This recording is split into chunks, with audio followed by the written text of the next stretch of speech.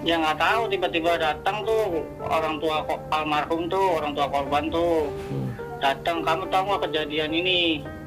Kejadian di mana Pak? Kata saya tuh, saya udah 3 hari di sini Pak. Kata saya tuh, saya udah di polsek posisinya 3 hari. Saya nggak tahu Pak, kata saya tuh. Udah teman-teman kamu udah pada ngaku semua di Polres. Teman-teman saya siapa Pak? Nanti dulu Pak. Nah, saya terus dijedot-jedotin tuh petralis. Jedot-jedotin nanti dulu Pak. Apa-apaan Pak? Kata saya tuh, saya gituin kan. Nah terus muncullah si Sudirman tuh. Yang mana Sudirman orangnya? Itu Pak yang ada tamunya. Nah nyebutin nama saya Andika. Saya bukan Andika Pak. Kata saya tuh.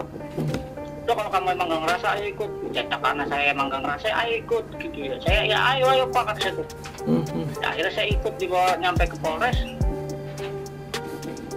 Sampai ke Polres ya cuma dipukulin doang gitu loh. Cuma dicas. Udah kamu yang bunuh, kamu yang nusuk, kamu yang merkosa siapa, nusuk siapa, harus saya gituin.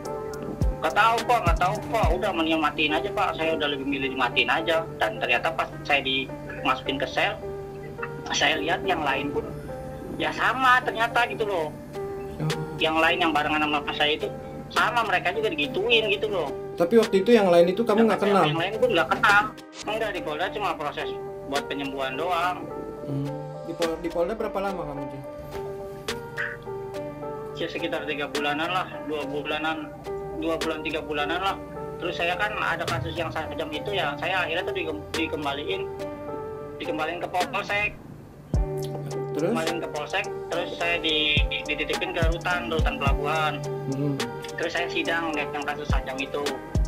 Oh, terus hasilnya dari kasus? Nah, terus 1 tahun 6 bulan vonisnya. Tiba-tiba pelimpahan lagi, sedangkan saya tanda tangan aja enggak. Tiba-tiba pelimpahan lagi yang kasus Vina ini. Apaan Pak? Kata saya udah marah-marah di tempat persidangan. Apaan Pak? Kata saya tuh. Tiba-tiba pelimpahan lagi, saya tanda tangan aja enggak, kata saya. Sampai mati pun saya enggak pernah tanda tangan, kata saya tuh. Di BAP itu ada BAP lain nggak Cil? Enggak ada.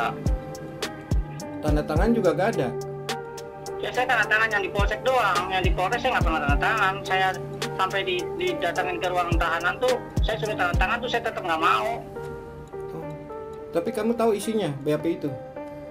Nggak tahu lah Kak, jangankan tahu isinya, saya bikin BAP ini aja nggak tahu, kata saya tuh. Saya nggak mau tahu juga saya, karena saya nggak tahu apa-apa, kata saya tuh. Saya suruh tanda tangannya nggak mau lah, kata saya tuh. Terus tapi akhirnya kamu tahu isi BAP-nya itu pas di mana? Saya tahu pas setelah dakwaan. Oh, pas setelah dakwaan itu. Apa isinya Cil waktu itu di BAP-nya itu? Ya, masih ingat nggak? Saya yang nusuk, saya yang merkosa, apalah setelah langsung. Ya poin-poinnya itulah gitu loh. Ya saya bantah semua dari awal persidangan juga saya bantah. Jangankan untuk mengetahui masalah BAP itu Pak, kata saya tuh, yang mulia, saya untuk tanda tangan aja saya enggak, kata saya bisa buktikan nih tanda tangan saya. Terus ya saya tanda tangan di depan hakim ya. Ya harapan saya semoga terbuka seluas-luasnya gitu loh. Dan saya bisa kumpul lagi sama keluarga, bisa jagain adik-adik saya gitu loh. Emang terakhir ya, saya yakin ya Allah tidak akan pernah tidur gitu loh. Amin. Nanti pengadilan sesungguhnya mah nanti di akhirat nanti. Iya Ucil datang kan ya, terus kan ngobrol-ngobrol aja tuh, terus nggak lama kan Alfian datang. Dia nih mau minta antar pulang, salin diantar lah sama Alfian. Diantar sama Alfian jam 8-an, kurang lebih sih jam 8-annya dia tuh balik lagi. Kebetulan kan di rumah Aldo kan ada teman-teman juga, jadi ikut nongkrong, dia tuh minum-minum aja, minum-minum biasa lah. Seinget Aldo kan itu kan pada tanggal 27 kan kakak Aldo sendiri tuh ulang tahun itu tuh. Mas Rere tuh ulang tahun. Ya cuman ya minum-minum sebentar, pokoknya sampai jam 10 masuk tuh ke kamar tuh. Alfian pulang, teman-teman yang lain pada pulang, sisa Aldo, Rere, kakak Aldo sendiri sama Ucil aja. Nah terus pas itu tuh Aldo tuh tidur duluan tuh, terakhir ngeliat Ucil tuh mau ganti pakai celana kolor tuh. Ya mau tidur tuh, Aldo udah tidur. Aldo tidur jam 10 tuh, bangun tuh jam kurang lebih jam 10, setengah 11 siang ya. Setengah 11 siang tuh masih ada Ucil juga, sama Aldo bangun keluar rumah tuh, si Ucil nyamperin. Nah Ucil nyamperin tuh, dia tuh mau minta antar sama Aldo tuh, cuman kan Aldonya posisinya kan motornya kan nggak ada itu tuh. Sampai sore tuh Alfian datang lagi tuh, akhirnya dianterin lah sama Alfian Ucil itu baru keluar dari rumah Mas Aldo sorenya, karena Aldo dia pas bangun tidur minta antar mau pulang salin, Aldo nggak ada motor, terus sampai temennya Aldo datang yang namanya Alfian lagi tuh, dia baru pulang sore. Seharian full itu di rumah Aldo, nggak kemana-mana. Saya ingat Aldo tuh ada Piala Dunia, piala apa itu, bola tuh ya orang tua juga nyaksiin sih dari sore sampai malam tuh.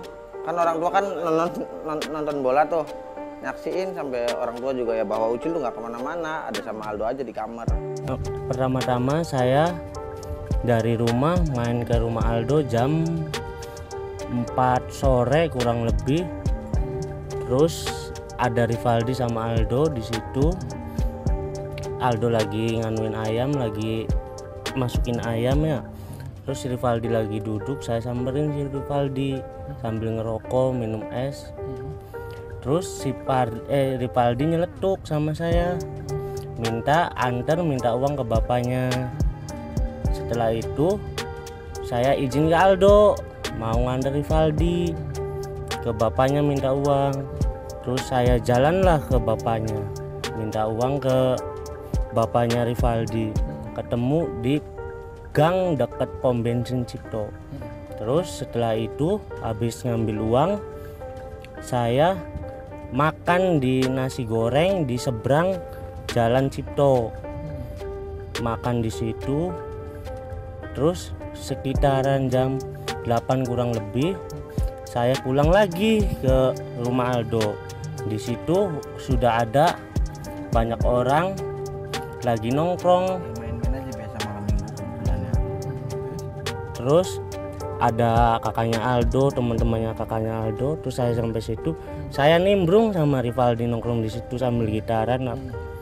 Terus setelah itu saya jam 10 kurang lebih saya pulang lah, bubar itu tuh.